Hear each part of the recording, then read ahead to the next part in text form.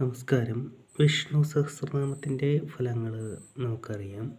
അപ്പോൾ ഞാൻ നിങ്ങൾക്ക് വിഷ്ണു സഹസ്രനാമ ജപത്തിൻ്റെ ഫലം തരുന്ന ഒരു ചെറിയ പ്രാർത്ഥനയുമായിട്ടാണ് വന്നിരിക്കുന്നത്. അതിന് മുന്നേ ഞാനൊരു കാര്യം പറയാം. എൻ്റെ സബ്സ്ക്രൈബേഴ്സ് 300 കഴിഞ്ഞു. അപ്പോൾ അതിലെനിക്ക് നിങ്ങളോടൊക്കെ ഒരുപാട് നന്ദിയുണ്ട്. എനിക്കൊരുപാട് സന്തോഷമുണ്ട്.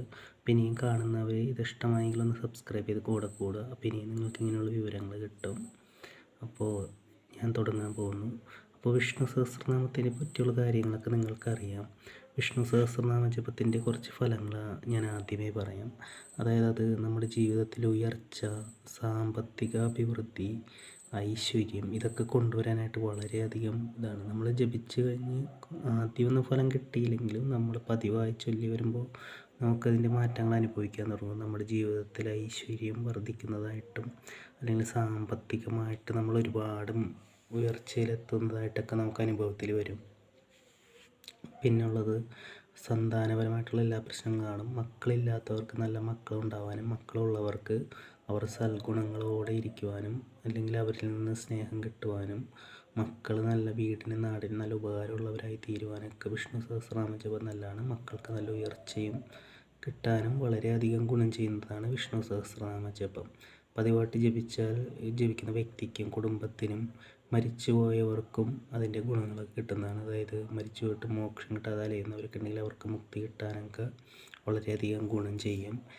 വിദ്യാഭ്യാസ കാര്യങ്ങളിൽ നല്ല ഉയർച്ച കിട്ടും, ബുദ്ധി വർദ്ധിക്കും, നല്ല ജോലി കിട്ടും.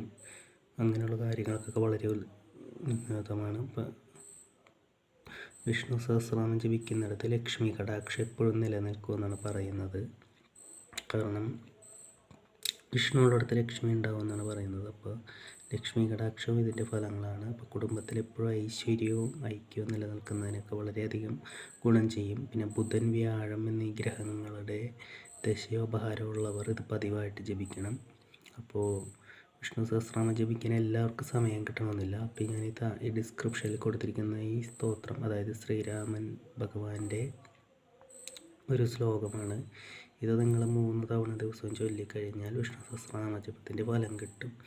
അപ്പോൾ എനിക്ക് പറയാനുള്ളത്, നിങ്ങൾ രാവിലെയോ വൈകുന്നേരമോ ജപിക്കാം. രാവിലെ ആണെങ്കിൽ കിഴക്കോട്ടും വൈകുന്നേരമാണെങ്കിൽ പടിഞ്ഞാറോട്ടും തിരിഞ്ഞിരുന്ന് ജപിക്കാം. കുളിച്ച് ശുദ്ധമായിട്ട് കുലദേവതകളെയും ഗണപതിയെയും പ്രാർത്ഥിച്ചിട്ട് ഇതൊരു 3 തവണ ചൊല്ലിയാൽ നിങ്ങൾക്ക് വിഷ്ണു സഹസ്രനാമത്തിൻ്റെ ഫലം ലഭിക്കുന്നതാണ്. നിങ്ങൾക്കിനി ഫലം ഇരട്ടിയാവാൻ വേണ്ടി മറ്റൊരു കാര്യം കൂടി പറയാം. ഇത് ചൊല്ലിക്കഴിഞ്ഞിട്ട് 21 തവണ ഓം നമോ നാരായണ കൂടി ജപിച്ചാൽ നിങ്ങളുടെ ഫലം വളരെയധികം കൂടുന്നതാണ്. അപ്പോൾ നിങ്ങളതൊന്ന് ശ്രമിച്ചു നോക്കുക. ഒരു വ്യാഴാഴ്ച തുടങ്ങി ശ്രമിച്ചു നോക്കൂ. നിങ്ങൾക്ക് നല്ല അനുഭവം ഉണ്ടാവും. അധിക സമയമൊന്നും വേണ്ട. നമസ്കാരം.